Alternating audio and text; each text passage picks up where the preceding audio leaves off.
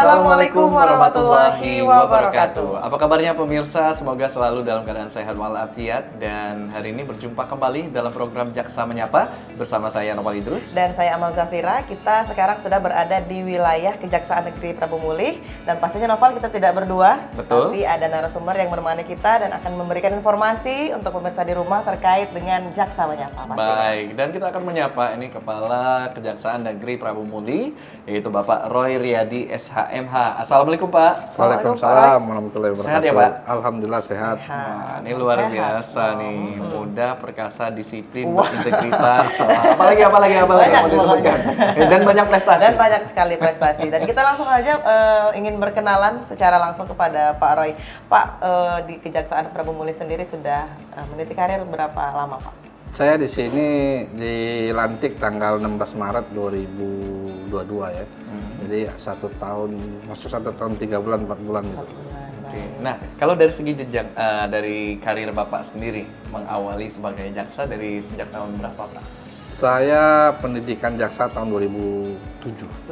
2007. Penempatan pertama di Aceh 4 tahun setengah, lalu saya pindah ke daerah Riau, ke daerah Bengkulu, terus saya masuk ke KPK. Di KPK saya 2014 awal sampai pertengahan 2020. Jadi kalau saya hitung 6 tahun, 6 bulan, 5 hari saya di KPK. Itu di kejaksaan kemarin membidangi apa?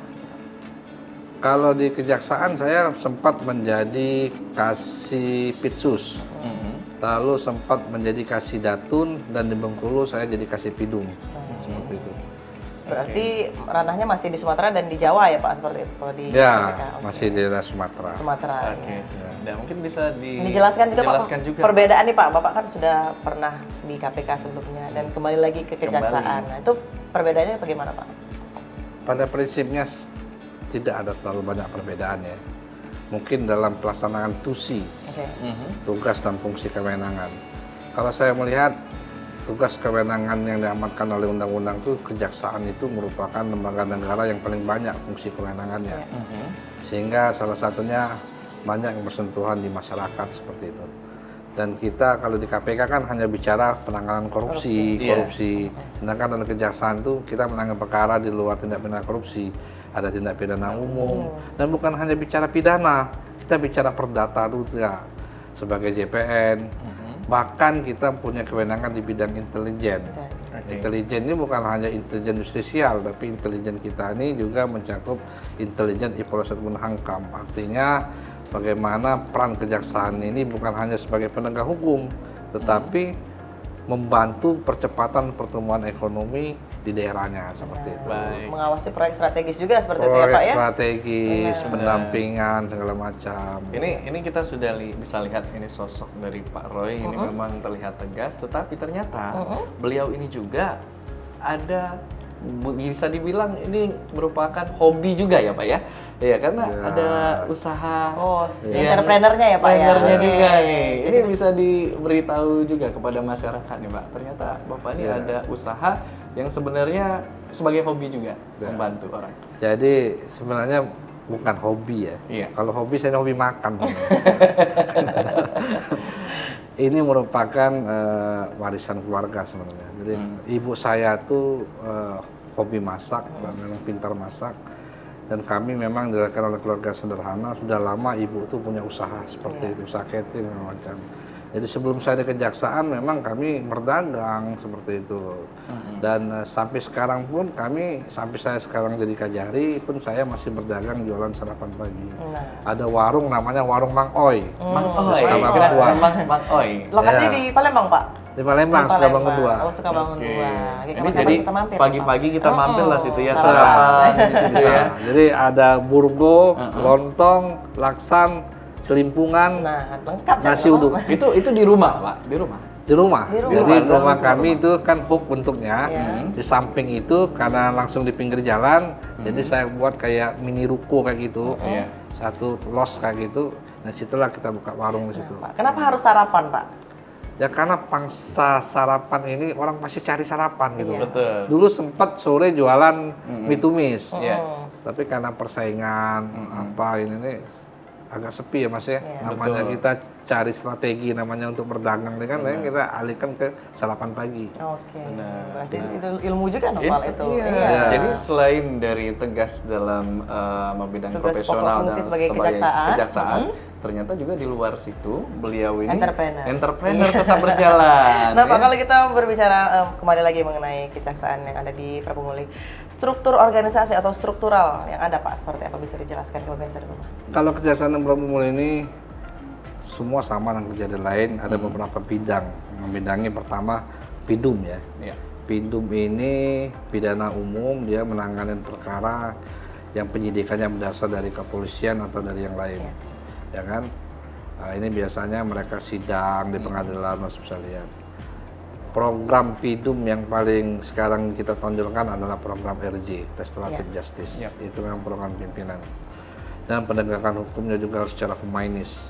Artinya benar-benar dirasakan keadilan dalam hal penuntutan. Yang kedua, kita ada bidang namanya pembinaan. Pembinaan ini SDM mengatur pembinaan kepegawaian SDM yang internal ada di ya, Pak, ya, kantor internal. Ya. Terus yang ketiga ada namanya bidang Pitsus. Pitsus ini pidana khusus. Khusus menangani perkara-perkara korupsi dari penyelidikan, penyidikan, penuntutan, eksekusi sampai seperti itu. Terus ada bidang namanya intelijen. Intelijen ini merupakan bidang untuk kewenangannya adalah bisa sebagai penegakan hukum, artinya dia membantukan supporting untuk melakukan proses di penyelidikan perkara korupsi, juga bisa sebagai pencegahan korupsi, karena di Undang-Undang 11 2021 itu disebutkan melakukan pencegahan korupsi. Program andalannya banyak, kita JMS, ada buka stand di City Mall, dan kita melakukan sosialisasi, kadang kajiannya turun, menjaga dana desa dan sebagainya.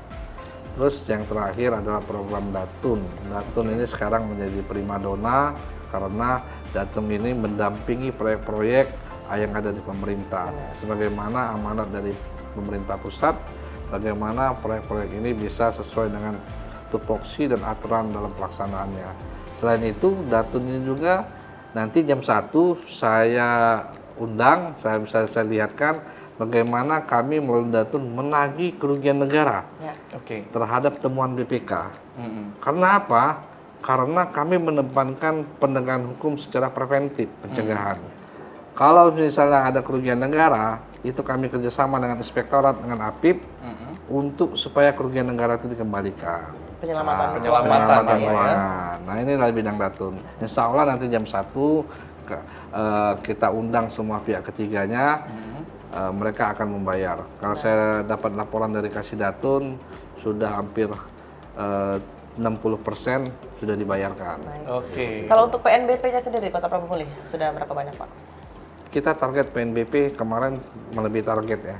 Target kita 400-an, kita dapat 600 jutaan. 600 juta tahun berjalan atau 2022? 2022. Nah, 2023 ini targetnya masih sama, tapi insya Allah tercapai karena yang paling besar ya mengenai pengolahan uang pengganti korupsi seperti itu. Di angka berapa, Pak, kalau untuk di korupsi paling besar? Ya kemarin kami dapat penitipan uang 230 juta ya. Itu paling besar ya, Pak, ya? Paling besar ya, di UP. paling besar. Baik, jadi untuk penyelamatan uang negara ya pastinya. Nah, kalau tadi membidangi ada 6 bidang di Kejari Prabu Muli ini, Pak. Mungkin dari jumlah pegawai yang ada, baik itu fungsional juga yang ada di Kejari Prabu Muli, ditotalkan untuk membantu sehingga bisa bekerja secara profesional, berintegrasi dan juga berhati nurani ini, Pak. Jumlah pegawai kami ini 51 orang. 17 jaksa, sisanya staf tata usaha. Jadi staf tata usahanya sekitar 34 orang. Itu struktural fungsional ya, Pak, ya? Iya. Dan termasuk saya selaku masuk Kajari. ya. Nah, kita lihat juga tadi datang ke sini nyaman ya tempatnya ya. Ini sepertinya ini tempat yang bisa dibilang cukup baru, Pak? baru atau perpindahan dari kami baru 6 bulan beroperasi kantor ini. Dulu kami di kota, kantornya sangat kecil. Ini alhamdulillah kami sudah dapat 6 bulan dan kantor ini diresmikan Pak Jaksa Agung loh. Pada tahun? Pada kemarin tahun 2022 di bulan November. Ya, akhir 2022 pasti. Nah, kita berbicara masalah kantor baru. Pastinya banyak sekali Pak sarana dan prasarana yang baru juga ada di sini. Bisa diberitahukan, Pak, kepada pemirsa di rumah? Apa saja sarana dan prasarana? Pertama, sarananya dari pintu depan Mbak bisa melihat bagaimana PTSP kami. Iya, benar. Sangat representatif kan? Iya. Betul. Terus dari ruang tamu, ya kan? Pelayanannya seperti apa? Terus di depannya itu tempat parkir yang luas, ya segala macam. Dan juga ada peralatan untuk stabilitas, misalnya kursi roda. Disabilitas. Dan memang kami memasang prinsip yang untuk menjaga kantor, jadi nggak sembarang orang bisa masuk. Jadi kita pakai scanner dan Jeprin itu. Gitu. Di ruang tengah itu hanya pegawai yang bisa masuk dan tamu yang bisa masuk, tamu yang terdata dalam PTSP. Yang dipoto, yang bisa diakses sampai ke Kejagung. Oh, pantas kita datang tadi dipoto dulu gitu ya. Tapi memang SOP-nya seperti itu Seperti itu, Pak. Ada double count, Ya, double karena kami secure-nya. berusaha menerapkan kantor ini, menjaga kewibawaan kantor ini seperti itu, sehingga mengurangi atau melakukan mitigasi risiko dan tidak ada penyalahgunaan kewenangan dilakukan oleh pegawai. Mohon maaf, kadang tamu dari mana, terus seperti apa, keperluannya apakah harus jelas. Ya kan, mau nemui siapa, mau nemui apa, harus kita tahu identitasnya seperti itu. Oke, ini sebagai bentuk kejaksaan ini sebagai wadah yang transparan ya Pak ya, Ya. bisa dibilang seperti itu ya. Nah, kalau dari segi tadi sempat juga Bapak berbincang salah satu program unggulan atau utama saat ini IRJ seperti itu. Nah, mungkin secara umum juga bisa dijabarkan kepada pemirsa Pal TV tentang program-program yang akan dibawa kemana nih Kejaksaan Negeri Prabu Muli? Baik. Saya pada prinsipnya kewenangan kejaksaan itu dalam proses penegakan hukum itu ada dua yang bisa dilakukan. Ya. Ibarat pisau itu ada dua mata, mata atas, mata bawah. Mata atas ini melakukan penindakan secara persuasif, melakukan pitsus ya. Kita sidik, kita tangkap, kita tahan tuh orang, kita sita hasilnya, kita masukkan efek jerah ke tahanan. Program kedua melalui pencegahan preventif. Ini program utama. Karena kalau program yang persuasif itu program kedua. Program pertamanya pencegahan. Program unggulan pencegahan ini tentu kita melakukan pendekatan. Pertama, kita sinkronisasikan kerjasama dengan APIP. Bagaimana kemarin amanat dari Pak Presiden dan Mendagri Pak Jaksa Agung untuk mengaktifkan atau mensinkronkan fungsi kewenangan APIP dan kejaksaan. Terus yang kedua, jangan salah, jaksa ini bukan hanya penegak hukum untuk nanganin perkara, Penuntutannya pengadilan tetapi ya, Pak? jaksa ini juga punya kewenangan untuk menjaga pertumbuhan ekonomi, mengawal pembangunan, mengurangi inflasi segala macam. Bahkan program stunting di Dinas Kesehatan itu harus dikawal juga. Artinya apa? Artinya harus direct antara fungsi kewenangan kejaksaan itu dengan rencana program jangka menengah pemerintah atau presiden seperti itu. Karena disinilah letak kita selaku pimpinan, selaku Kejari harus bisa melihat, mengoptimalkan kalau bahasa saya itu penguatan fungsi kewenangan di kejaksaan ini sebagaimana Undang-Undang 11 2021 ini untuk bukan hanya penegakan hukum tapi juga mengawal pembangunan. Jadi itu lebih mengedepankan pencegahannya. Pencegahan. Itu. Nah, tadi juga sempat berbincang dengan tim di sini Pak sebelum ketemu dengan Pak Roy ya. Ini tentang kita ini ada beberapa program-program yang dilakukan seperti hari Kamis. Itu ada kegiatan Pak untuk pencegahan juga di City Mall Prabu Muli. Dari jam 3 sampai dengan jam 5 sore ya, 5 sore untuk penyuluhan. Nah ini berdasarkan gagasan ini muncul dikarenakan hal apa Pak sebenarnya Pak? Karena kan sekarang masyarakat ini masih belum banyak mengenal apa sih kejaksaan itu. Kadang kalau ada kita pakai seragam di masyarakat orang bingung seperti ini itu Satpol PP atau polisi ya kan? Ya kan? Banyak orang nggak mengenal. Makanya kita buka program pelayanan di masyarakat, salah satunya di City Mall. Baik. 1 jam itu dampaknya sangat hebat, sangat bagus. Jadi masyarakat itu datang, mereka berkeluh kesah mengenai permasalahan hukum dia. Nah, kita edukasi, kita kasih informasi, kita kasih pelayanan seperti itu. Nah, itulah gunanya jaksa itu hadir di masyarakat. juga pastinya dapat diarahkan ya Pak ya, akan meneruskan langkahnya kemana, proses ini selanjutnya kemana seperti itu. Kita ada mobil loh, ada mobil penyuluhan tuh kita jalanin juga tuh. Tiap hari Jumat kita jalani ke lurah, kemana, ke tempat-tempat tertentu yang ada ramai pelayanan publiknya, kita situ, kita kasih penyuluhan. Berarti mobilisasi juga mobilisasi ya Pak ya? Mobilisasi, tidak hanya tempat, secara masif ya berarti Iya. datang kepada masyarakat. Baik. Baik, ini menarik Amal, di mana kita juga dari Kejari Prabu Muli ini untuk bertujuan dengan tema kita juga mewujudkan Kejaksaan Negeri Prabu Muli yang profesional, berintegritas, dan juga berhati nurani. Tapi akan kita lanjutkan sesaat lagi pemirsa, kami akan kembali. Tetaplah bersama kami di Jaksa Menyapa.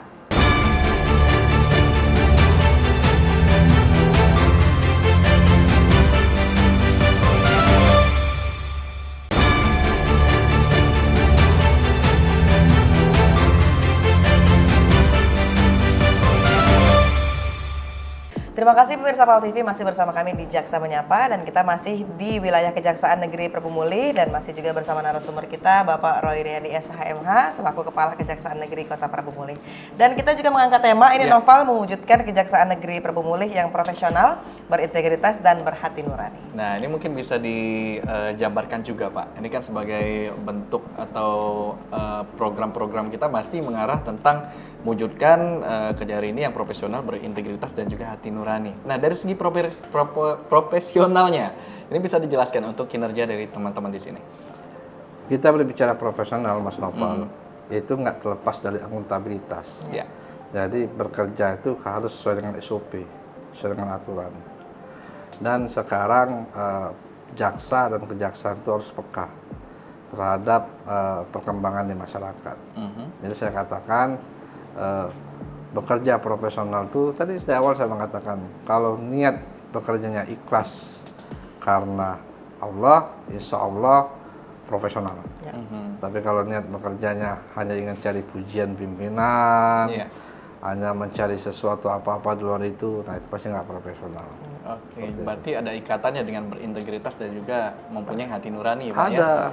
Itu merupakan satu sinkron yang tidak bisa dipisahkan. Benar. Dan sebagai atasan Pak, hal apa sih Pak yang Bapak sudah contohkan nih kepada bawahan-bawahan? Pertama, saya nggak pernah tinggalin anak buah saya, anggota saya. Contoh misalnya, dalam hal teknis membuat dakwaan, saya terjun langsung. Bapak harus mendampingi ya Pak? Saya dampingi, saya memberikan contoh, saya ajarin. Termasuk dalam proses-proses penanganan perkara. Terus yang kedua, saya jam 7 pagi udah datang ke kantor. Disiplin itu Pak. Disiplin ya Pak ya. Padahal masuk kantor jam 8. Iya. Nah seperti itu. Nah ini hal-hal kecil seperti ini yang saya tanamkan. Dan ini tadi sebenarnya ada azab ya. Kami ada program namanya ASI ya. ASN bersih di sini. Program ini sederhana sebenarnya. Pegawai ini berjamaah sholat zuhur asar di musola. Itu program ini kita arahkan ke sana, dan setiap sholat zuhur masing-masing pegawai itu sudah ditunjuk tugasnya masing-masing harinya untuk membacakan kitab hadis, kitab hadis seperti itu. Oke. Jadi itu efeknya sangat besar untuk mereka menjalankan tugas sehari-hari. Oke, jadi sisi kekeluargaan juga ada ya Pak ya. dapat, dari segi rohaninya juga mengingatkan kembali seperti itu. Nah, tapi upaya yang dilakukan mungkin untuk mengenalkan Kejari Prabu Muli Pak dengan tim kita yang ada di sini kurang lebih ada 51 orang di sini kepada masyarakat biar lebih mengenal tentang Kejari atau kinerja dari kita Pak. Baik. Pertama, Kejaksaan Prabu Muli, alhamdulillah kemarin kita mendapatkan prestasi peringkat pertama penanganan perkara korupsi se-Sumatera Selatan. Terus yang kedua, memang kami kemarin penanganan perkara korupsinya itu dari beberapa sektor ya. Pertama, korupsi di masalah demokrasi. Dan masalah demokrasi ini yang kami usut kemarin Komisioner KPU dan Komisioner Bawaslu. Dan juga kami menangani perkara korupsi mengenai pelayanan masyarakat kesehatan, seperti itu. Dan kami tidak akan berhenti untuk menangani perkara korupsi yang memang menghambat pembangunan, bisa jadi di sektor pajak dan segala macam. Yang kedua, selain itu kami selalu memberikan edukasi, sosialisasi Itu kekuatan kami di sini adalah melakukan fungsi pencegahan. Salah satunya adalah kami bermitra dekat dengan APIP, dalam hal ini Pak Indra Bangsawan selaku Kepala Inspektorat. Bagaimana kami menyelesaikan persoalan-persoalan yang ada di pemerintah kota Prabu Muli. Salah satunya misalnya temuan-temuan BPK itu kita lakukan penindakan dengan cara penagihan. Tidak kita bawa ke ranah pengadilan dulu, tapi dengan cara penagihan lewat datun. Banyak kita kerjasama seperti itu, dan bukan hanya di pemerintah kota, juga di BUMN lainnya seperti Pertamina dan di PT di Jam Sostek ya, Jam Sostek ya.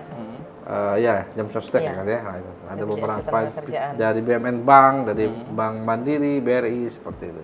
Dan pada prinsipnya bagaimana Kejaksaan Negeri Prabu Muli ini bukan hanya memberikan warna, tetapi juga bisa dirasakan manfaatnya bagi masyarakat, khususnya di kota Prabu Muli seperti itu. Tadi juga mendengar dana desa Pak seperti itu. Bagaimana Pak dana desa yang ada di kota Prabu Muli sendiri? Dana desa ini kami pernah memberikan BIMTEK seluruh kepala desa di sini yang dilaksanakan di kantor Kejaksaan Negeri. Jadi memang dana desa ini kita ada program Jaga Desa. Ya. Program Jaga Desa ini bagaimana kita memberikan bimbingan, kita memberikan nama supaya kepala desa itu tidak melakukan penyalahgunaan mengenai dana desa. Itu ada di ranah intelijen. Nah, kami bahkan sesekali datang ke desa memberikan edukasi sosialisasi seperti itu. Karena rentannya akan diselewengkan Pak. Dana desa itu kalau kepala desanya sendiri ataupun perangkat-perangkat lain yang bekerja sama seperti itu ya Pak. Kemarin ada desa yang menyelewengkan 240 juta.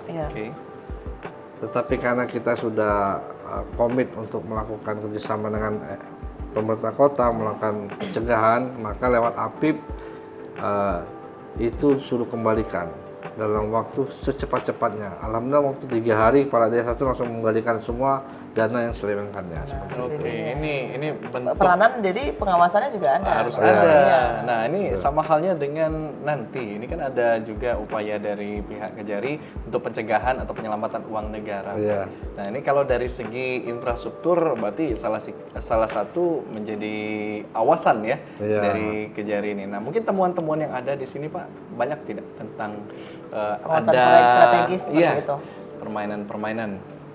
Kalau mengenai temuan nggak tahu lah ya, tapi saya percaya tidak semua pekerjaan itu sempurna.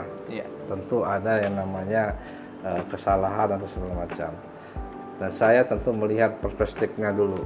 Pertama saya melihat kalau dalam pidana kan ada mens rea ya, niat jahatnya kan. Ini orang pejabat, kalau tingkat kesalahan mens rea-nya itu memang udah jahat benar, ya kan?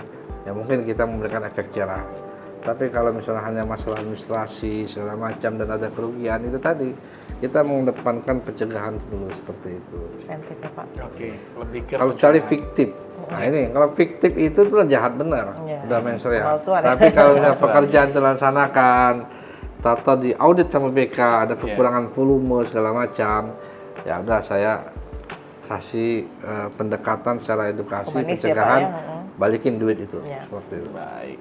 Nah, mungkin perkara Pak kalau kita lihat dari zonalisasi yang ada di Prabu Muli ini, perkara yang dominan yang terjadi di Prabu Muli ini kasus apa Pak? Kasus apa saja? Pertama narkotika. Narkotika itu 70% perkara kita terima SPDP dari kepolisian, Polres, narkotika. Dari BNK juga. Yang kedua, sekarang yang sedang marak nih perkara kekerasan dalam rumah tangga. KDRT. Seperti itu. Terus yang ketiga ya perkara pencurian segala macam. Tapi yang paling dominan adalah narkotika. Dikarenakan apa Pak? Kira-kira kota Prabu Muli ini besar sekali persentasenya. Kota Prabu Muli ini kota lintas, Mbak. Mas Topal. Bisa masuk dari Pali, Muara Enim, Palembang segala macam. Jadi memang namanya kota lintas, ya kan? Jadi perkara-perkara narkoba itu mungkin sini yang kita terima tuh banyak memang. Apalagi masyarakatnya sudah modern ya Pak ya. Masyarakatnya ini juga. Iya, ada ini tempat hiburan juga di sini. Tapi didominasi oleh penjual atau pemakai Pak? Di sini. Rata-rata banyak pemakai dan memiliki ya. Memiliki dia. Tapi sebenarnya mereka tuh memiliki untuk memakai sebenarnya. Iya. Dan selanjutnya tadi ada KDRT. Bagaimana kalau KDRT ini biasanya Pak, biasanya dominannya tuh bisa di-RJ-kan seperti itu. Iya. Kasusnya bagaimana Pak? Kita kemarin ada perkara RJ ada 3 ya. Iya. Ada perkara RJ seperti itu. Memang yang diamankan oleh pimpinan kita, Bapak Jaksa Agung, bagaimana melakukan penegakan hukum penuntutan yang secara humanitis. Iya. Prinsip RJ di kejaksaan ini sangat ketat, Mbak. Nggak sembarang-sembarang RJ. Artinya ada SOP yang harus dilalui. Pertama, SOP-nya harus adalah ada kesepakatan perdamaian di antara kedua belah pihak. Terus yang kedua, si pelaku bukan residivis, seperti itu. Nah, itu salah satu persyaratan. Banyak syarat-syarat yang harus Jadi dilakukan. dari segi kasus-kasus mungkin KDRT itu tadi bisa ya Pak ya. Terus juga untuk aksi pemukulan atau premanisme seperti itu, apakah bisa Marak bisa diirjikan juga? Kalau di sini saya belum menemukan aksi premanisme ya. Ya. Alhamdulillah yang saya tahu informasi dari teman-teman Polres ini kondusif lah wilayahnya kan. Tapi kalau masalah penganiayaan atau ini ada yang kita RJ-kan sepanjang itu penganiayaan ringan dan memang si korban dan si pelaku sudah berdamai dan terutama korban sudah memaafkan seperti itu. Artinya perdamaian antara dua belah pihak pastinya. Iya. Dan juga kita ke tindak pidana korupsi nih Pak. Iya. Di Kota Prabu Muli sendiri sudah berapa perkara Pak yang ditangani? Tahun 2022 kita 9 perkara korupsi. Di tahun ini kita berjalan sudah 3 perkara korupsi. Insya Allah kita jalan terus, jalan.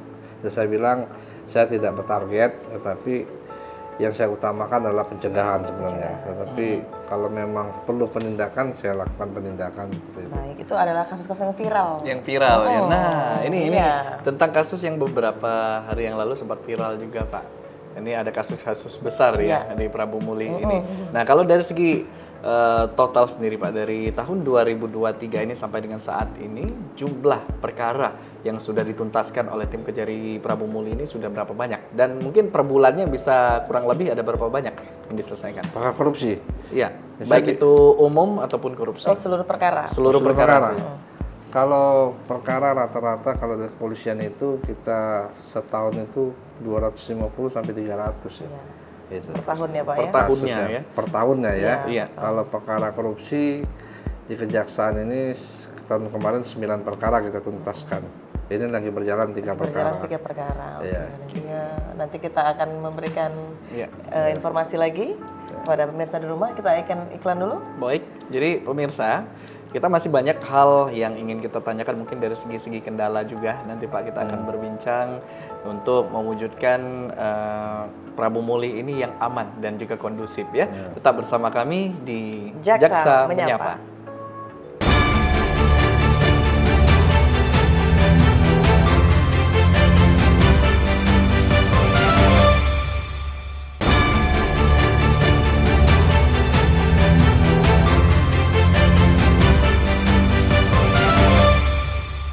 Terima kasih pemirsa PAL TV masih di Jaksa Menyapa dan kita masih berada di wilayah Kejaksaan Negeri Prabu Muli dan masih dengan tema ini mewujudkan Kejaksaan Negeri Prabu Muli yang profesional, berintegritas dan berhati nurani.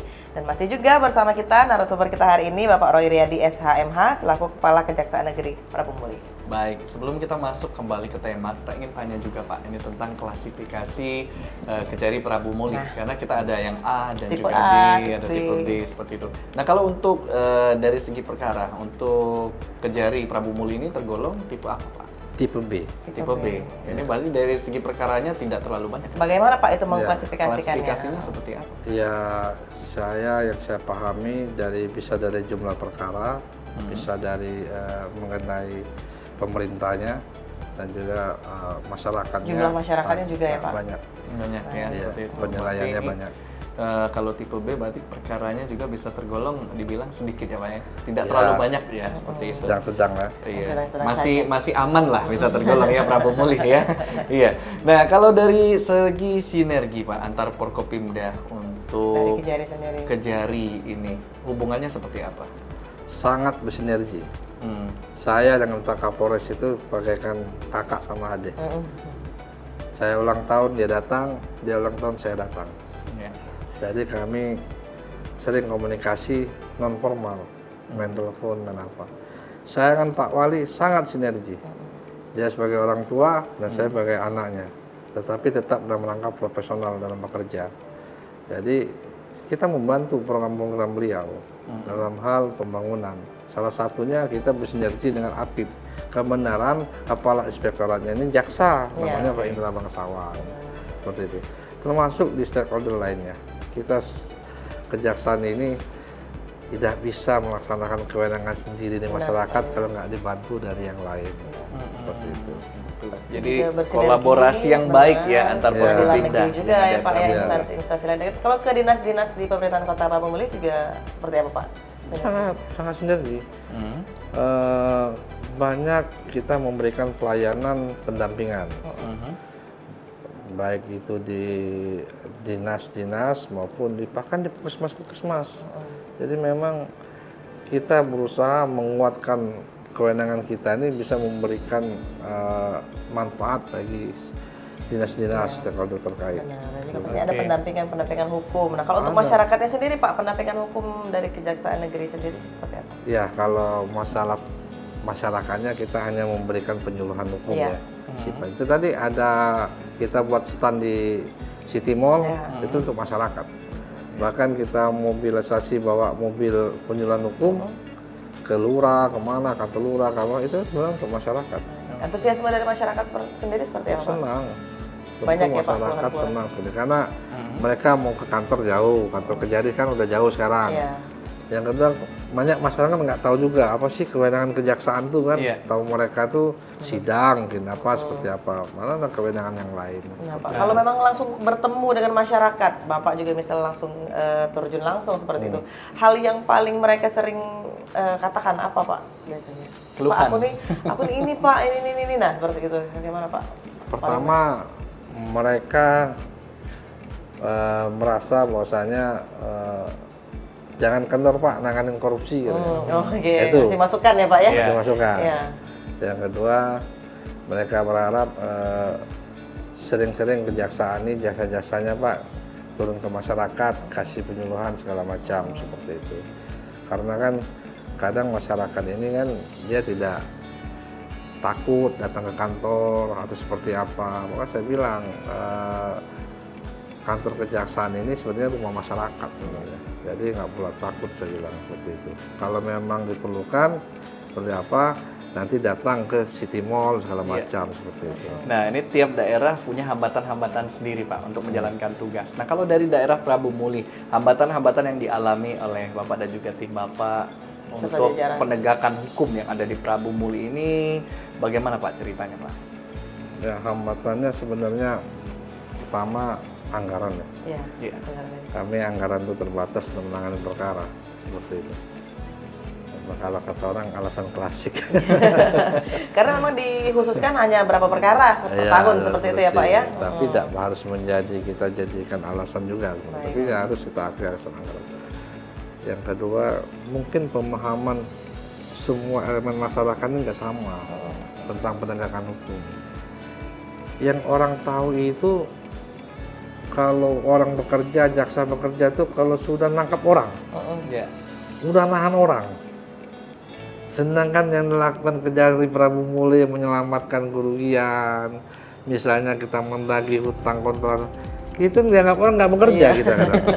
Saya kadang miris juga seperti itu kan, ya kan? Tapi kalau kita viral menjarakan orang dianggap orang bekerja. Sebenarnya hukum kan seperti itu, ya kan? Hukum ini bagaimana bukan menakut-nakutin saja kan, bukan seperti itu. Hukum ini bagaimana masyarakat itu terjaga, tentram, damai, sentosa, bahagia kan seperti itu kan. Dengan siapa? Dengan ada hukum.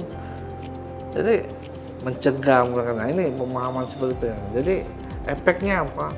Itu tadi banyak laporan, kita habis disibukkan seperti itu yang enggak. Jadi saya pikir ini kesempatan saya berbicara. Katakanlah misalnya yang dilaporkan satu kegiatan di dinas, sudah diaudit BPK, sudah diaudit APIP, kerugian harus dikembalikan. Ya, kok dilapor-laporin terus gitu. Sedangkan kami kan harus menjawab nih laporan. Iya, dikorek-korek terus ya Pak. Iya kan? Padahal udah dikembalikan uang negaranya, tetapi pihak ketiga lain di luar dari situ ya. Nah, saya bukan memuji Pak Wali. Pak Wali punya program bagus juga. Jadi uang kontraktor itu nggak sepenuhnya dibayar 100%. Diblokirnya dulu berapa persen sampai temuan BPK itu keluar, baru dipotong.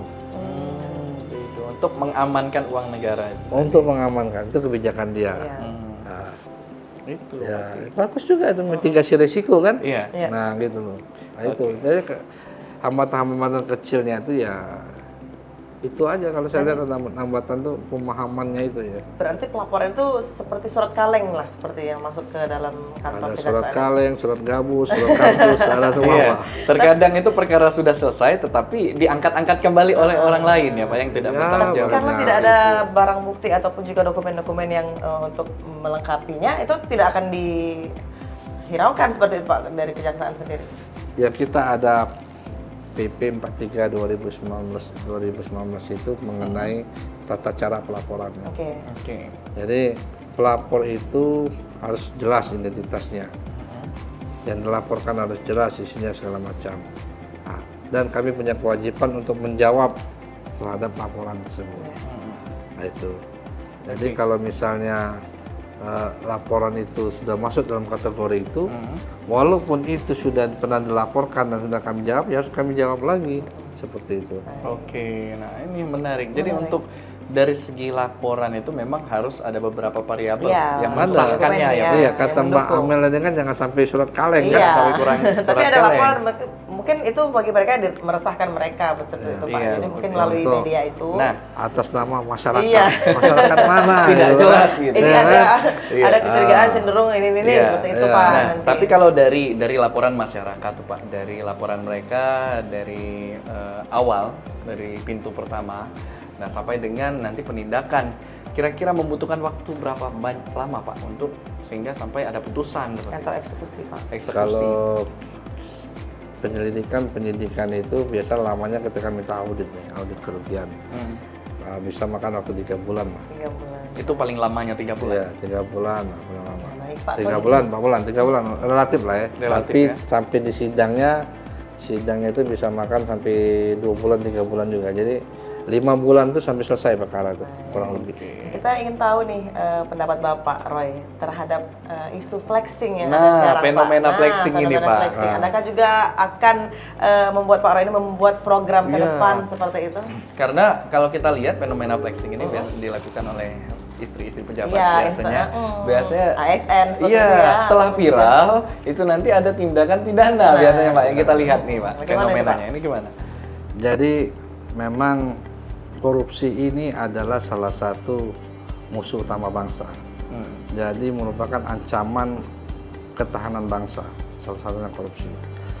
Salah satu bentuk perilaku korupsi itu adalah flexing yang dilakukan oleh keluarga pejabat. Yang tadi Mbak sampaikan akhirnya bermuara ke pidana seperti itu. Nah, lalu saya selaku Kajari tentu mengkhawatirkan ini terjadi di jajaran saya kan. Maka saya melihat bagaimana untuk membuat aksi perubahan terhadap di Kejaksaan Negeri Prabumul ini, salah satunya kita ada namanya program ASI. Apa itu? ASI itu ASN bersih. ASN. Jadi saya akan membuat aplikasi untuk pegawai di-download di HP dia mengenai LHKPN, LHKSN mereka, kekayaan mereka, yang nanti mereka laporkan kepada saya selaku user. Di dalam aplikasi itu mereka sudah melanjutkan surat pernyataan bersedia asetnya di tracing. Dalam waktu kurun berapa periode, mungkin 4 bulan, 6 bulan, itu akan diverifikator apakah memang aset itu wajar atau tidak. Ini tujuannya sebenarnya untuk melakukan pembinaan sehingga jangan sampai terjadi pidana. Dan kalau ada sesuatu memang hartanya ini bisa digugat lewat datun. Kenapa seperti itu? Karena lembaga negara yang punya fungsi yang sangat kompleks itu hanya kejaksaan. Tidak bicara pidana saja, ada lembaga lain itu, katakanlah seperti KPK. LHKPN laporan ke KPK, saya mengutip pendapatnya, pernyataannya Pak Pahala Nenggolan dalam suatu pemberitaan. Dia mengatakan LKPN itu nggak punya sistem dalam pidana. Tetapi ketika terjadi flexing, dipidanakan. Iya, betul. Ya kan? Seperti apa gitu, Nah, Pak? sedangkan kejaksaan, seharusnya kalau menurut saya itu bisa melakukan fungsi pembinaan terhadap si pejabat itu. Lewat mana? Lewat usernya, variabelnya apa? Lewat datun dan pembinaan dan intelijen tracing aset. Pertanyaannya, ada nggak kewenangan kejaksaan di situ? Ada kalau menurut saya. Apa? Di Undang-Undang 11 2021 mengatakan kejaksaan punya kewenangan melakukan pencegahan korupsi. Terus di pasal 30 poin B-nya mengatakan kejaksaan berwenang melakukan pelacakan aset. Jadi saya berpikir bagaimana LHKPN LKSN pegawai ini di verifikator dan dinilai dianalisa oleh usernya. Kalau terjadi sesuatu cukup dengan pembinaan atau segala macam. Dikirim ke KPK juga tidak menjadi persoalan, tidak menjawab persoalan. Apakah ASN penyelenggara negara itu jadi profesional atau integritas? Tidak.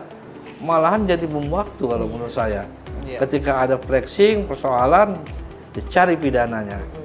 Dikorek terus. Dikorek terus. Tetapi kalau dengan program saya ini, membentuk karakter ASN itu supaya mereka bersikap sederhana.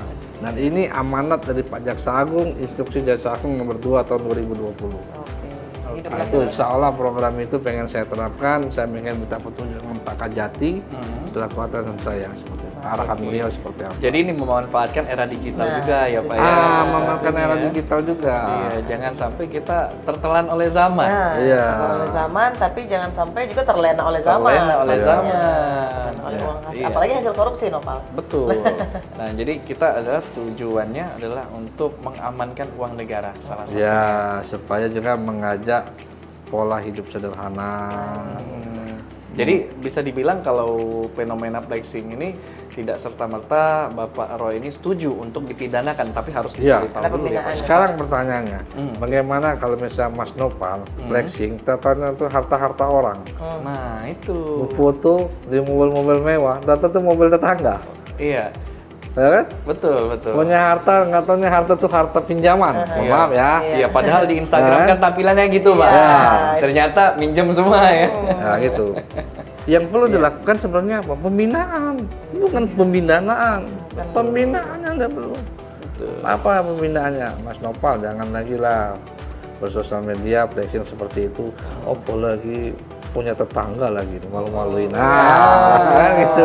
Barang dia dewe enak sombong. Sebenarnya sanksi sosialnya udah ngeri juga ya Pak ya. Nah, karena juga menimbulkan kecemburuan sosial Pak nantinya. Nah, itu dia Nopal. Jadi jangan galak ke flexing-flexing. Dan juga pasti itu berkaitan dengan PNBP ya Pak ya. Dari uang-uang tersebut nanti masuk ke dalam PNBP kalau asetnya itu nanti dirampas. Baik. Dan juga dari PNBP sendiri di Kota Prapemulih tadi kan sekitar berapa? 400 jutaan ya. 400 jutaan. Target kita kemarin 630 ya. 600. Kalau uang denda dari lelang sendiri banyak Pak? Saya datanya saya lupa. Iya. Nah, tapi kalau dari segi unsur penyelamatan uang negara nih, masyarakat tahu bahwa ada indikasi korupsi. Dia melaporkan seperti itu. Perlindungannya pasti tetap, dilindungi, ada perlindungan saksi seperti itu. Tapi ada reward khusus nggak kepada masyarakat yang melaporkan dan terbukti itu memang benar korupsi ternyata? Ada di undang-undang mengatakan seperti itu. Ada PP-nya mengatakan memberikan reward ya, tetapi memang SOP rewardnya seperti apa. Saya enggak. Tapi kalau saya rewardnya ya saja ngopi aja. Tapi dari segi perlindungan saksinya bagaimana Pak? Wajib. Karena dipidana kalau kita bocorkan. Tapi saya heran juga sekarang ini. Jadi orang melapor terang-terangan dia ngomong di depan media. Ada seperti itu, melapor korupsi, buat status di WA, status di IG. Bahkan dia habis demo di KPK, demo di ini, dia melapor. Tapi harusnya seperti apa Pak? Apakah seperti itu seharusnya? Enggak dong. Enggak ya? Undang-undang mengatakan harus dilindungi pelapor. Tapi kadang ada oknum yang pelapornya itu terang-terangan saya nggak tahu. Biar viral ya Pak ya? Iya. Tapi asalkan pelaporan tadi juga harus sesuai dengan SOP ataupun standar PTSP yang ada di sini ya Pak ya, begitu. Ada seperti itu. Bisa dijelaskan mungkin dari awal Pak, mungkin dari masyarakat ingin tahu datang ke kantor Kejaksaan Negeri Prabu Muli, ingin menyertakan apa, dokumen mekanisme apa, atau teknisnya. Seperti apa Pak, ingin mengadukan Alur. Ya, kalau mereka bisa berkomunikasi di antara pegawai kita secara non formal silakan. Ya. Tetapi secara SOP dia harus masuk laporan pengaduan lewat PTSP. Apapun surat menyurat harus masuk ke PTSP. Karena PTSP itu fungsi kontrolnya. Jadi dari situ nanti ketahuan disposisi suratnya kemana, dan juga itu bisa diaudit oleh pimpinan kita yang lebih tinggi seperti itu. Jadi saya tidak mau ada surat-surat kaleng, oknum pegawai bermain, bawa laporan main, mereka nego nih. Kalau ada saya punishment benar itu. Berarti ditindak tegas ya Pak ya, kalaupun ada internal yang bermain dalam. Jadi kalau buat laporan masuk ke PTSP, jangan surat, orang aja harus difoto di PTSP. Iya ya Pak. Ya kan? Jadi biar tahu gitu loh. Oke, dan ini menarik Pak, kalau tentang program-program banyak, baik itu dari pusat dan juga dari Kejari Prabu Muli. Ada upaya dari preventif dan juga sosialisasi yang dilakukan betul sekali. tadi. Dan mungkin harapan kepada masyarakat untuk sebagai proses pencegahan tindak pidana dan juga himbauan kepada tim yang ada di sini dan juga ke masyarakat tentang penegakan hukum bisa disampaikan mungkin Pak sebagai closing statement kita hari ini. Baik, terima kasih dari rekan-rekan Pol TV. Pertama, saya selaku Kejari Prabu Muli mengajak kita semua untuk pola hidup sederhana dan kita hidup sesuai dengan kemampuan dan kebutuhan dan kesanggupan kita, bukan hidup karena keinginan. Kalau kita hidup karena keinginan, lepas seperti itu. Yang kedua, mari kita sama-sama saling menjaga, saling mengingatkan bahwasanya negara ini sangat butuh orang-orang dan masyarakat yang sangat peduli dengan kepedulian terhadap wawasan kebangsaan. Jadi wawasan kebangsaan itu tidak hanya kita membela negara dengan mengangkat senjata, bukan. Tapi bagaimana kita profesional di bidang masing-masing. Ada di bidang jurnalistik, silakan berprofesional seperti itu. Ada kode etiknya tentu ya. Juga di kejaksaan, jaksa ada kode etiknya. Dan apapun profesi kita, mari kita profesional dalam hal kita berlomba-lomba untuk kebaikan. Fastabaqul khairat. Itu saja dari saya. Terima kasih. Lebih kurang saya sampaikan bahwasanya negara yang kuat itu karena ada kepedulian masyarakatnya yang sangat kuat. Terima kasih. Baik, luar biasa. Hidup Pak Roy. Hidup Pak Roy ya.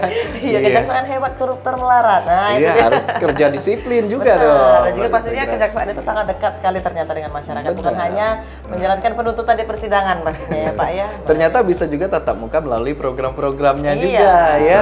Pokoknya sukses selalu untuk memberikan Prabu Muli ini yang aman, tentram, dan juga sejahtera, bebas dari korupsi. Doanya. Amin. Ya, saya pindah juga. Terima kasih Bapak Roy Riyadi SHMH selaku Kajari Prabu Muli. Tidak terasa Amal, kita sudah di penghujung program Jaksa Menyapa hari ini. Selalu ikuti informasi-informasi mengenai program Jaksa Mengapa karena kita akan keliling di 17 kabupaten kota se-Sumatera Selatan. Dan akhir kata saya Nopal Idrus. Saya Mas Zafira pamit undur diri. Wassalamualaikum warahmatullahi wabarakatuh. Sampai jumpa.